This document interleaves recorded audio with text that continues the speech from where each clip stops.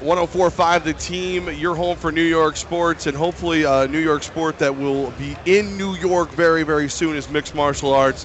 And one of the reasons that I would love to see MSG host UFC, I don't care what number it is, but let's make it like 202 so it's soon, is Robbie Lawler, the UFC welterweight champion, joining us.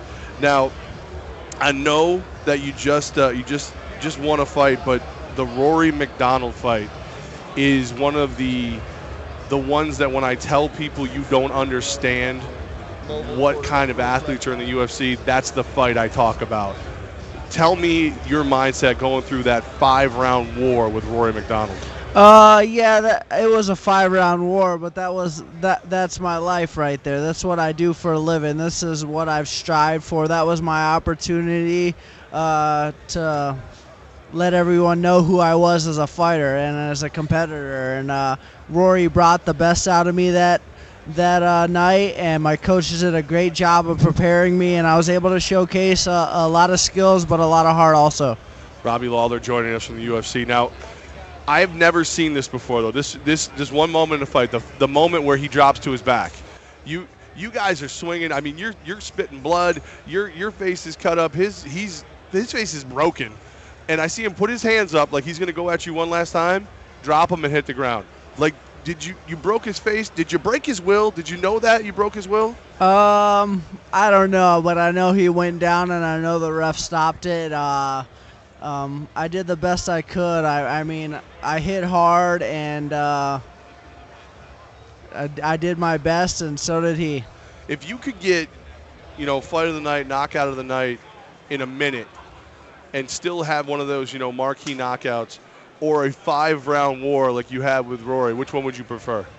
Yeah, I feel like the 5-round war is something I think showcased a lot about me and showed the world who I was, but I would definitely prefer a knockout in a minute. All right, that's so much smarter. I was afraid you were going to be like, dude, I love throwing hands for 5 rounds. No. All right, let's go get a beer.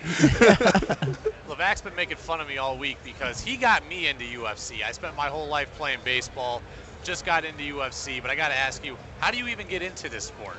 Well, I watched a lot of movies growing up. Wanted to get into martial arts as soon as I could. I was in martial arts when I was 8.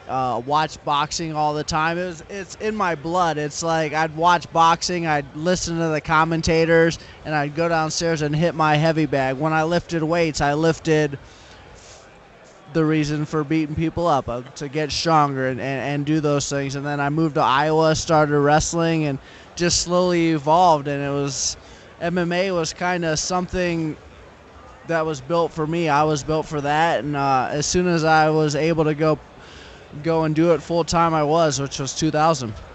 When we were here last year, we were on Radio Row. Well, not here, Phoenix. You came around. You're one of the first interviews we had on Radio Row, and I knew of you. I knew you were a fun fight to watch. There was something, I can't remember exactly what you said, but there was something in that interview where I went, this guy's about to go to another level.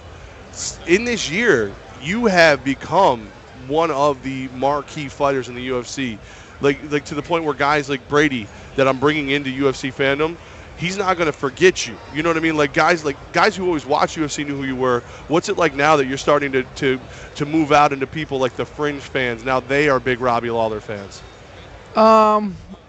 Yeah, I really don't concentrate too much on that. I focus on what I can control, which is getting better.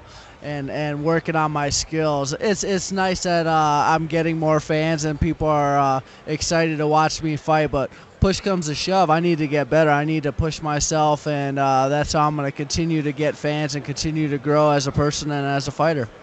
Again, since I'm the newbie to the UFC conversations, everyone says that in every sport there's an age limit where you start to go down. At what age for you can you still be at your peak?